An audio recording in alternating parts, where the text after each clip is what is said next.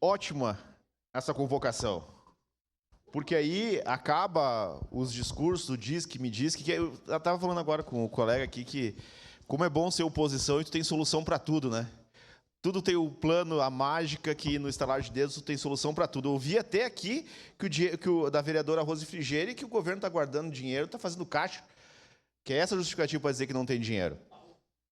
Então, assim, é muito fácil estar do lado do DK e apontar o dedo e achar que o governo está escondendo ou que está gastando dinheiro de forma errada, dando a entender que está gastando dinheiro de forma errada. E como disse o vereador Zé D'Ambrosio, o governo sempre foi muito transparente.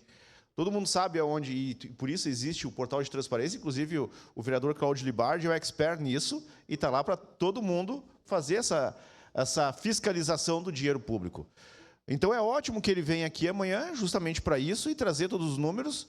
E eu imagino, uma pergunta sincera, que eu imagino que amanhã vai ter o tempo de perguntas e respostas, né? Eu acho que é esse espaço que tem amanhã. Então, vai ser ótimo justamente para isso. Desculpa, quando ele vier, perdão? Nossa, que engraçado esse vereador. Nossa, não, é de chorar.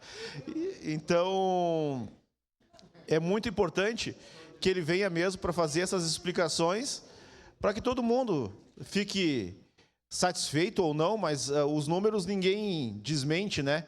É uma questão exata. Então, que ele venha aqui, eu acho que a base, não tenho certeza, a base no todo vai apoiar e vai votar junto, para que, enfim, sane as dúvidas de todos. Vereador Daniel. Obrigado, presidente. Obrigado, vereador Daniel Santos. Com a palavra, vereador Capitão Ramon.